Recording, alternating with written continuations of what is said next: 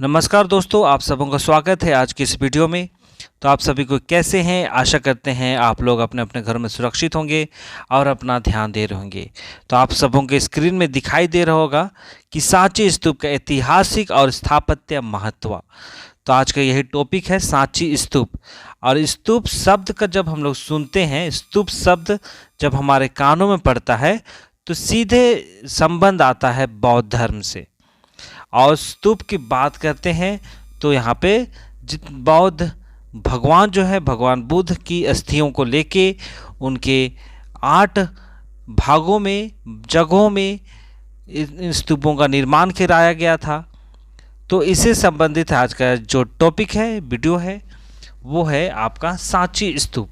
और इस सांची स्तूप के ऐतिहासिक महत्व को भी समझेंगे, स्थापत्य महत्वों को भी समझने का प्रयास करेंगे। तो चलिए शुरू करते हैं बिना किसी देरी के। और हम लोग जानते हैं सांची स्तूप के इतिहास के बारे में और बहुत सारी अनसुनी कहानियों के बारे में जो शायद आप नहीं जानते होंगे। तो चलिए शुरू करते हैं। तो सबसे पहले हम लोग जानेंगे सांची स्तूप के ऐतिहासिक महत्व के बारे में। ठीक है, जैसा कहा जाता है कि यह जो महान स्तूप जो है, जो क्योंकि महान शब्द का प्रयोग इसलिए किया गया है क्योंकि ये जो स्तूप है, सांची स्तूप, अगर हम लोग स्तूप की बात करते हैं तो सबसे पहले हमारे मनों में सिर्फ और सिर्फ इसी सांची स्तूप का ख्याल आता है और उसकी चित्र जो है वो हम सबों के सामने प्रतीत हो पाती है। इसलिए महान स्तूप की संज्ञा यहाँ पे दिया गया है। और ये जो सांची स्तूप जो है वो भारत का पहला और सबसे पुराना बौद्ध स्थल के रूप में जाना जाता है, जिसमें सबसे पुरानी पत्थर की संरचनाएं भी निर्मित है।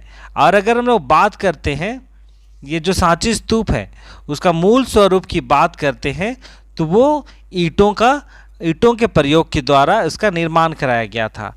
लेकिन यहाँ पे देख रहे हैं पत्थर की बात, लेकिन पत्थर की बात भी है तो वो भी काफ़ी पुरानी संरचना बताया गया है। आगे ये कहता है कि जो अशोक राजा जो थे उसके शासनकाल में ही सांची स्तूप का निर्माण कराया गया। अगर बात करते हैं ईस्वी की तो 3री शताब्दी ईसा पूर्व में इसका निर्माण कराया गया था सांची स्तूप का। और कहा जाता है कि जो सांची स्तूप का जो निर्माण है वो राजा अशोक की पत्नी रानी देवी और उसकी बेटी की प्रत्यक्ष देखरेख में किया गया था। मतलब उनकी वाइफ जो थी, अशोक की वाइफ और उसकी बेटी, उन्हीं की देखरेख में इन स्तूपों का निर्माण कराया गया था। और अगर बात करते हैं विद्वानों की तो उनका मानना था कि इस विशाल स्तूप को 2री शताब्दी ईसा पूर्व में शुंग वंश के राजा पुष्यमित्र, माफ कीजिएगा, जो शुंग वंश के राजा हैं पुष्यमित्र शुंग किंग ने नष्ट कर दिया था। ऐसी बात कई विद्वानों का, कई इतिहासकारों का मानना था। और कहा जाता है कि उनके बेटे, मतलब पुष्यमित्र के जो बेटे हैं अग्निमित्र ने पत्थर की शिलाओं से स्तूप का पुनः निर्माण कराया था। ऐसी बातों को देखा जा रहा है। जैसा मैंने शुरू में ही बताया कि ये जो स्तूप है उसका जो मूल रूप क्या था, ईंटों का प्रयोग करके बनाया गया था। लेकिन यहाँ पे हम लोग देख रहे हैं कि जो पुष्यमित्र के जो बेटे हैं जिनका नाम अग्निमित्र है, उसी ने पत्थर की शिलाओं से स्तूप का पुनः निर्माण कराया था, क्योंकि उसके पिता पुष्यमित्र ने उन स्तूपों को नष्ट भी कर दिया था। बाद में शुंग वंश के शासनकाल के दौरान स्तूप को, एक मिनट, हाँ, तो बाद में शुंग वंश के शासनकाल में ही स्तूप का आकार को बढ़ा दिया गया और कहा जाता है कि 2 गुना उसे बढ़ा दिया गया था, स्तूप को बढ़ा दिया गया था। ठीक है, स्तूप का जो बात की जा रही है यहाँ पे, तो स्तूप 2 और सांची स्तूप 3 का निर्माण भी मगध के शुंग वंश के दौरान कराया गया था। सांची स्तूप 3 सांची में 3 स्तूपों का निर्माण कराया गया है। ऐसी बातें यहाँ पे देख रहे हैं। पहला स्तूप की जो है वो अशोक सम्राट के द्वारा कराया गया, और स्तूप नंबर 2 और स्तूप नंबर 3 का निर्माण मगध के सुंग वंश के द्वारा कराया गया था। ऐसी बातों को यहाँ पे देखा जा रहा है।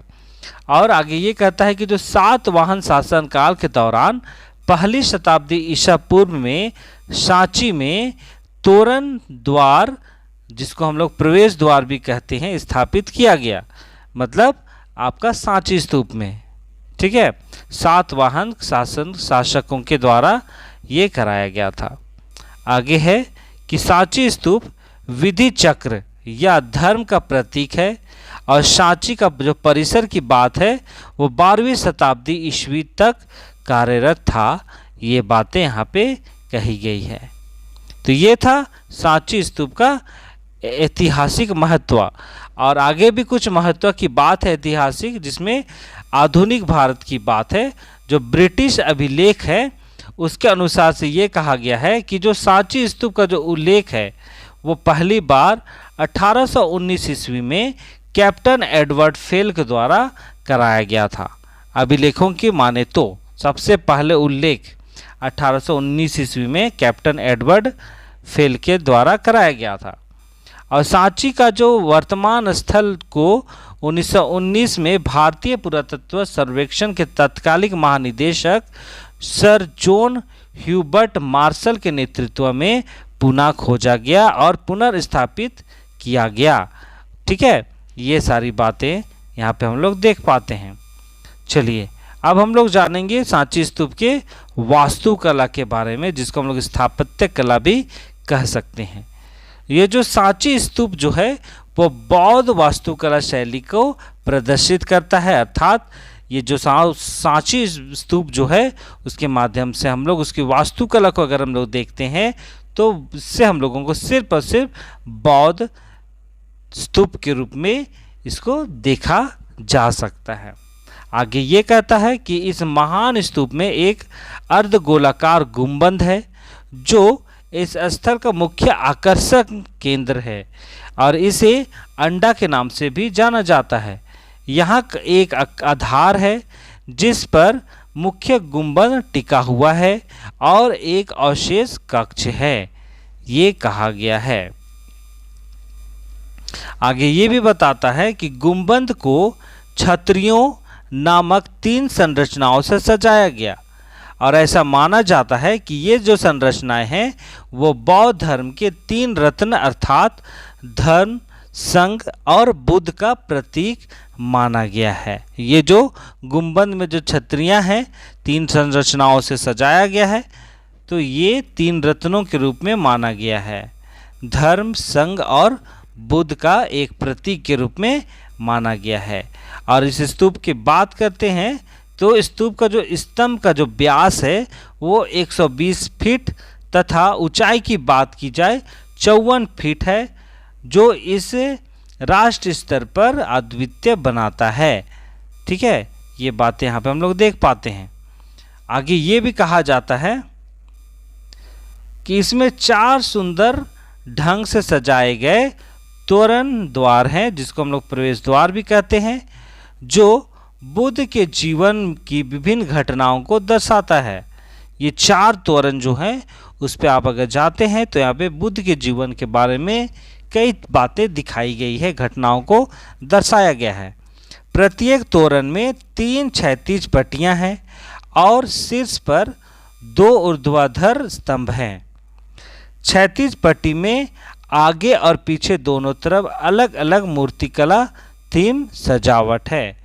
ठीक है, मूर्तिकला थीम पर है। ठीक है, अगर इसे आप लोग अच्छी तरह समझना चाहते हैं तो आप लोग ज़रूर इसका पिक्चर भी आप लोग साथ में देखते जाइएगा, तो आप लोगों को और अच्छी रीति से समझ में आएगा। चलिए आगे हम लोग देखते हैं कि जो स्तूप का जो दक्षिणी जो क्षेत्र है, स्तूप के दक्षिणी ओर अशोक का सिंह स्तंभ पाया गया है, जो सिद्ध करता है कि सांची कलात्मक गतिविधियों का केंद्र के रूप में बनाया गया था। ठीक है, यहाँ पे कला की बातों को अहम दृष्टिकोण दिया गया है। चलिए अब हम लोग जानेंगे सांची स्तूप के विशेषता के बारे में। सांची स्तूप की विशेषता क्या क्या है कि शुरुआत में स्तूप के निर्माण ईंटों का इस्तेमाल किया गया था, जो समय के साथ विस्तृत होता गया। तोरण और वेदिका, छोटी द्वार कहा जाता है वेदिका को, तो इसके निर्माण के कारण इसे अंततः पत्थर से ढक दिया गया। स्तूप के तोरण और बाड़ का डिजाइन बांस की कारीगरी को याद दिलाता है, यहाँ पे साफ साफ कहा गया है। और ऐसा माना भी जाता है कि इस स्थल का जो दक्षिणी द्वार है पहले बनाया गया था और अन्य द्वार बाद में जोड़े गए थे, ऐसी बातें यहाँ पे दिखाई पड़ती है।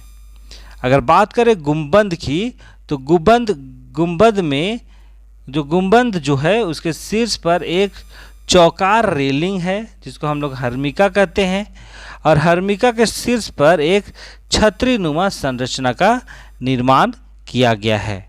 ठीक है, चलिए आगे हम लोग देखेंगे।